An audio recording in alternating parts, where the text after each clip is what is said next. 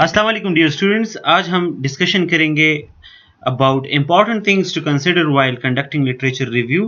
इस लेक्चर का मकसद है कि जब आप लिटरेचर रिव्यू कंडक्ट करते हैं तो आपको बहुत सी बातों का ख्याल रखना होता है कि आप जिसका काम पढ़ रहे हैं वो काम क्वालिटी का है, आप जिस रिसर्च पेपर को पढ़ रहे हैं वो एक अच्छे जर्नल में पब्लिश हुआ है। इस तरह के मुख्तलिफ टिप्स जो बहुत ज़रूरी होते हैं नए रिसर्चर्स के लिए।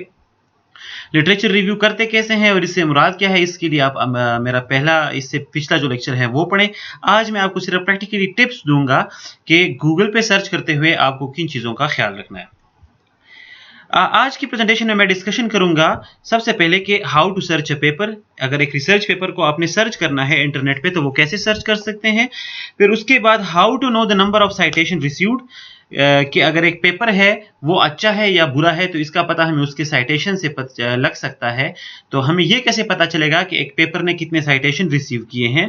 फिर how to find out the journal name, how to assess the quality of a journal, और SCIMAGO journal ranking, ISI web of knowledge क्या है, visit the journal official page या ABDC रैंकिंग के बारे में मैं थोड़ी बहुत डिस्कशन करूंगा। सबसे पहले तो जो इंपॉर्टेंट चीज़ है वो ये है कि how to search a paper.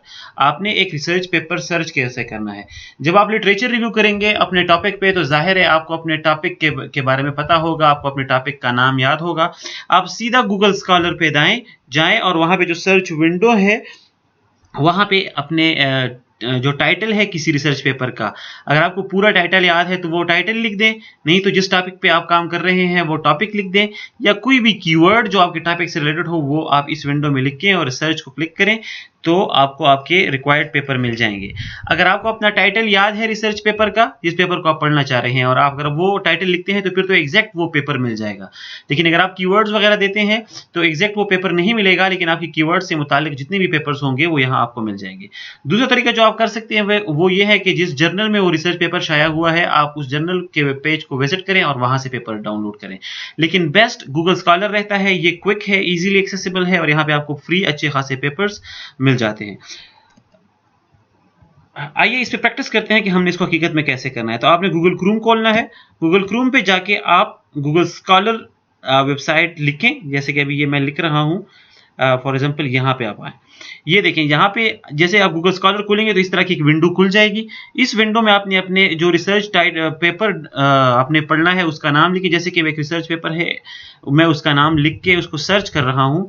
तो जैसे ही मैंने नाम लिखा, रिसर्च पेपर का टाइटल था evaluating the Sharia compliance of equity portfolios, the weighting methods. जो जैसे ही मैंने इसको क्लिक किया मेरे सामने ये एक पेज खुल गया है।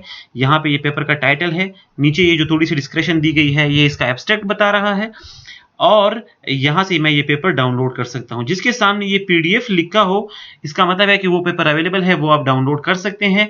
जिसके सामने PDF ना लिखा हो वो आप डाउनलोड नहीं कर सकते हैं, मतलब इसके लिए आपको पेमेंट करनी होगी। तो मुख्तलिफ यूनिवर्सिटीज के पास सब्सक्रिप्शन होती है। आप किसी यूनिवर्सिटी के में जाएं, वहां से आपको ये पेपर उनके लाइब्रेरी से भी मिल जाएंगे, नहीं तो ऑनलाइन मुख्तलिफ लोग बैठे हुए हैं, आप किसी से भी हेल्प ले सकते हैं, लोग आपको ये पेपर्स भिजवा देंगे।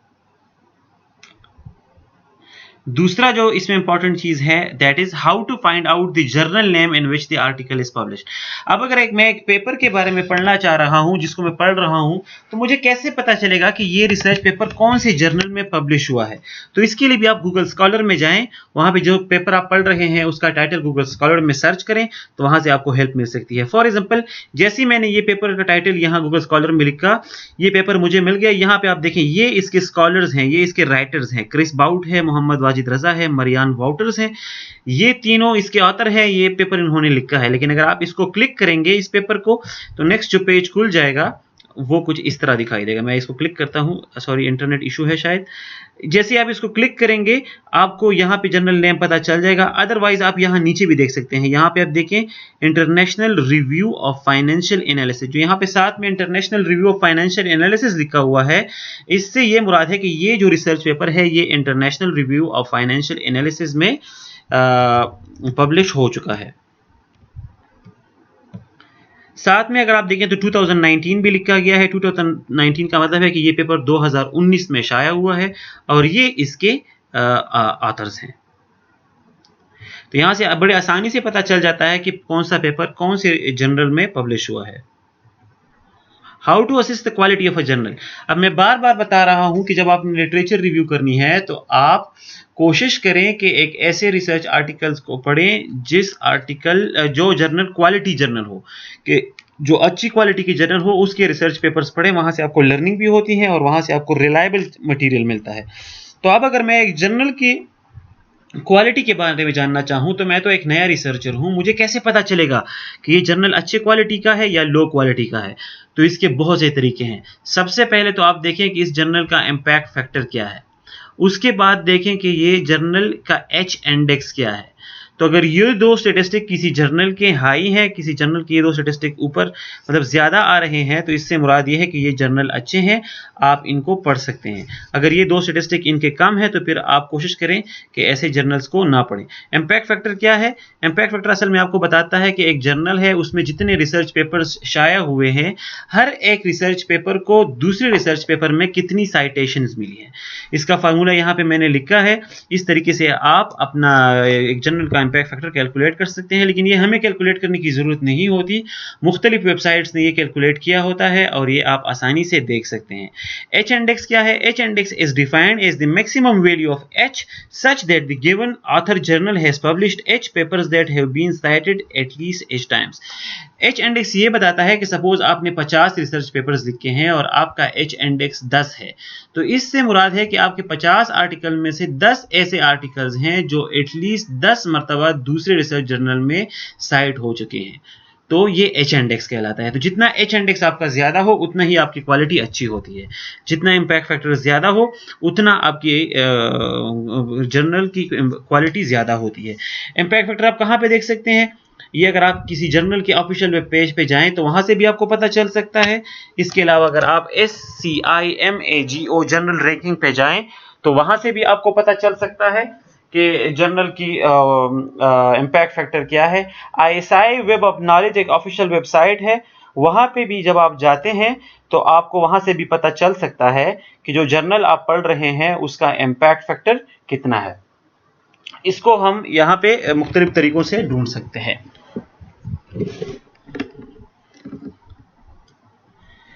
अब एक और क्वेश्चन है कि अगर मैं ये देखना चाहूं कि जो पेपर मैं पढ़ रहा हूं वो पेपर अच्छा है या वो पेपर कमजोर है, तो जितना ज्यादा इस पेपर की साइटेशंस होंगी उतना ही ये पेपर अच्छा कंसिडर होगा।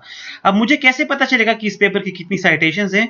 उसके लिए आप गूगल स्कॉलर पे आए। गूगल स्कॉलर पे जो पेपर आप पढ़ रहे हैं उसका आप टाइटल टाइप करें। जैसे ही आप टाइटल टाइप करते हैं और एंटर करेंगे तो ये इसका पेज खुल जाएगा। अब यहां आप देखें नीचे जो ये लिखा है साइटेड बाय 16, यहां से आपको नंबर ऑफ साइटेशन का पता चलता है। एक रिसर्च पेपर को कितनी दफा साइट किया गया है दूसरे रिसर्च पेपर में, वो आपको यहां से पता चल जाता है। इसके साथ ही आपको यहां दो चीजें और नजर आ रही होंगी, एक है रिलेटेड आर्टिकल्स और एक है ऑल 13 वर्जन। ऑल 13 वर्जन जब आप क्लिक करेंगे तो उस पे ये पेपर जो आपने मुख्तलिफ वर्जन में अवेलेबल होता है तो वो आपको नजर आ जाएंगे। यहां पे आप देखें ये इस पेपर की 13 वर्जन हैं, मतलब एक SSRN साइट पे पड़ा होगा, रिसर्च गेट पे पड़ा होगा, तो मुख्तलिफ वर्जन आपको इसके दिखाई देंगे। लेकिन साथ में इसकी जो इंपॉर्टेंट चीज है वो है रिलेटेड आर्टिकल। रिलेटेड आर्टिकल से क्या मुराद है कि जो पेपर आप पढ़ रहे हैं इसके करीब करीब इसके मतलब जो काम इसने किया है इसी काम पे और जिन लोगों ने काम किया है कि आप उनके पेपर्स को पढ़ना चाहते हैं तो आप रिलेटेड आर्टिकल क्लिक करें। जैसे आप क्लिक करते हैं आपको ये पेज खुल जाता है। यहां से आप देख सकते हैं ये वो रिसर्च पेपर्स हैं जो तकरीबन इसी टॉपिक पे काम कर रहे हैं जिस टॉपिक पे ये आप का जो रिसर्च पेपर आप ढूंढ रहे थे जिसने काम किया है।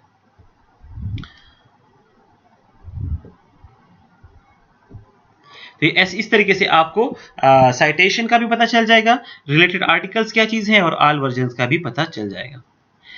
अब जैसे मैंने कहा कि अगर हम देखना चाहें कि कौन सा जर्नल अच्छा है कौन सा जर्नल बुरा है, तो मैंने कहा आप उसका इम्पैक्ट फैक्टर ढूंढे, आप उसका एच इंडेक्स ढूंढे। फिर उसके लिए मैंने जिक्र किया कि या तो आप SCIMAGO जो वेबसाइट है उस पर जाके सर्च करें रिसर्च जर्नल को, या फिर ISI वेब ऑफ नॉलेज में जाके देखें, या फिर आप थॉमसन रूटर की जो लिस्ट है वहां पे आप जाके देखें।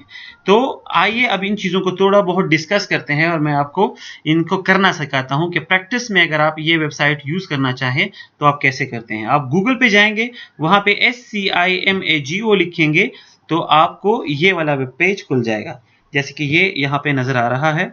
इस तरह की एक विंडो खुल जाएगी, SJR SCIMAGO journal and country rank. यहाँ पे आप अपने जर्नल का नाम लिख के, इस पेपर को मैं पढ़ रहा हूँ, यहाँ आप देख सकते हैं वो पब्लिश हुआ है international review of financial analysis में। तो यहाँ पे आप international review of financial analysis लिखें, इसको सर्च करें। तो जैसे ही आप सर्च करते हैं ये आपको विंडो खुल जाएगी कि ये जर्नल वाकई इस रैंकिंग वेबसाइट पे अवेलेबल है। तो अगर इस रैंकिंग वेबसाइट पे ये पेपर अवेलेबल, जर्नल अवेलेबल ना हो, तब भी आप सोच लें कि ये जर्नल अच्छी क्वालिटी का नहीं है। अब इसको मैं जरा आगे देखना चाहता हूं कि इस पे अवेलेबल तो है लेकिन इसकी रैंकिंग क्या है। तो मैं इसको क्लिक करूंगा तो नई विंडो खुलेगी। यहाँ पे आप ये देख सकते हैं इसके मुतालिक पूरे मालूमात आ गए हैं। अब international review of financial journal है, फाइनेंशियल एनालिसिस एक जर्नल है, इसका H इंडेक्स 49 है, यूनाइटेड स्टेट्स से पब्लिश होता है, इन सब्जेक्ट्स एरिया में ये काम कर रहा है, इसके स्कोप वगैरह सारा इन्होंने बता दिया है। नीचे जब आप आगे जाते हैं तो इसमें बेहतरीन किस्म के साइटेशन दिखाए जाते हैं, अच्छे स्टेटिस्टिक्स हैं। जैसे SJR है तो ये इसका इम्पैक्ट फैक्टर बता रहा है कि वक्त के साथ साथ इसका इम्पैक्ट फैक्टर कितना है। फिर ये साथ में ये भी बता रहा है कि इसके जो डॉक्यूमेंट्स हैं उसको साइटेशन कितनी मिल रही है, इसके टोटल साइटेशन कितने हैं, ये ग्रीन वाले, और सेल्फ साइटेशन मतलब कि इस जर्नल ने खुद अपने काम को कितना साइट किया है, वो ये रेड ग्राफ बता रहा है। नीचे आप आके देखें तो एक्सटर्नल साइट, साइट पर डॉक्स, इंटरनेशनल कोलैबोरेशंस के बारे में भी आपको स्टेटिस्टिक देता है। और आखिर में जो बहुत ही इंपॉर्टेंट चीज़ है जिसको आपने ज़रूर देखना है वो ये लास्ट वाली चीज़ है, ये आपको Q1 बता रहा है। Q1 मीन्स कि ये कौन से क्वार्टाइल में है। तो ये SJR वाले तमाम जर्नल्स को 4 कैटेगरी में डिवाइड करते हैं, Q1, Q2, Q3 and Q4। Q1 में जो जर्नल्स होते हैं they are the best, Q2 वाले गुजारा हाल, Q3 बिलो एवरेज और Q4 वाले इतने अच्छे नहीं होते। तो ये जर्नल Q1 में है, इसका मतलब है कि ये बेस्ट क्वार्टाइल इसका फर्स्ट क्वार्टाइल है और SJR रैंकिंग इसकी 0.87 है। तो यहाँ से आपको अच्छे खासे मालूमात मिल जाते हैं। और इसी तरह से आप SCIMAGO रैंकिंग को आप यूज़ कर सकते हैं। मुख्तलिफ जर्नल्स का आपको यहाँ से पता चल सकता है कि जर्नल की क्वालिटी क्या है और वो रिलायबल जर्नल है कि नहीं है। इसके अलावा एक और वेबसाइट है ISI वेब ऑफ नॉलेज, यहाँ पे जाके आप देख सकते हैं कि जर्नल किस क्वालिटी का है। ये वेबसाइट भी जर्नल रैंकिंग करता है। सपोज मैं इसको अगर देखूं तो यहाँ पे आप आके इसको क्लिक करें,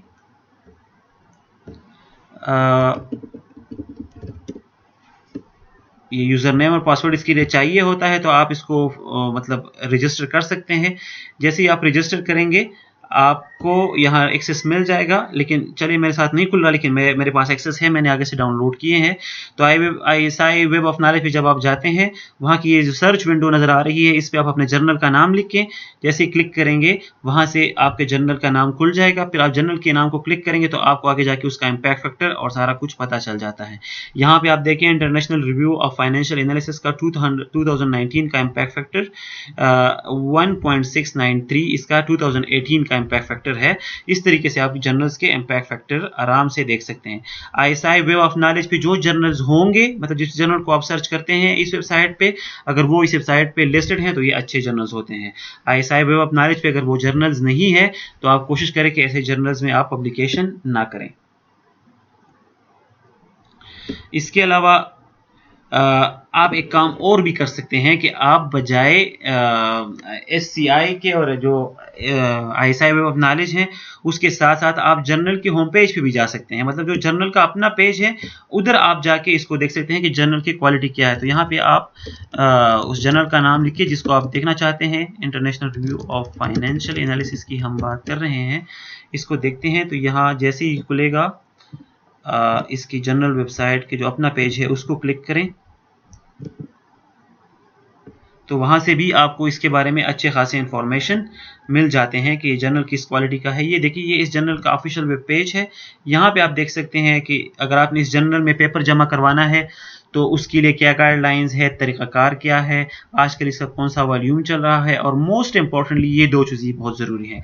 साइड स्कोर इस जर्नल का 3.8 है और इम्पैक्ट फैक्टर इस जर्नल का 2.49 बन रहा है, जो कि हमारे बिजनेस की फील्ड में बहुत ज़्यादा अच्छा इम्पैक्ट फैक्टर जाना जाता है। नेचुरल साइंसेज में इम्पैक्ट फैक्टर 40 और 50 तक होता है, लेकिन चूंकि उस फील्ड में बहुत ज़्यादा जर्नल्स हैं, बहुत ज़्यादा पब्लिकेशंस होते हैं, इसलिए उनका इम्पैक्ट फैक्टर ज़्यादा होता है। बिजनेस मैनेजमेंट में चूंकि फील्ड नई है, इसमें इतने जर्नल्स भी नहीं है और इतने ज़्यादा पब्लिकेशंस भी नहीं हो सकते, बहुत टफ होता है यहाँ पे पब्लिकेशन करना। इसलिए यहाँ पे टॉप जर्नल्स की रैंकिंग 2, 3, 4 इस तरह ही इम्पैक्ट फैक्टर में आपके टॉप जर्नल्स आते हैं।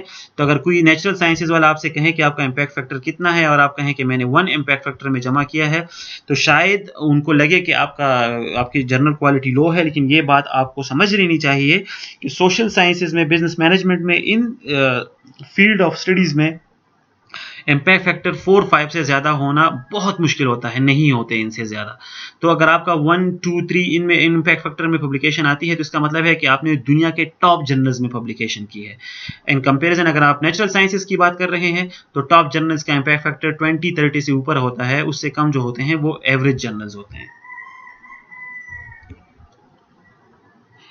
Thank you so much. आज के लिए इतना ही। अगर आपको कोई क्वेश्चन है तो आप मुझे ईमेल कर सकते हैं या फिर डायरेक्टली यूट्यूब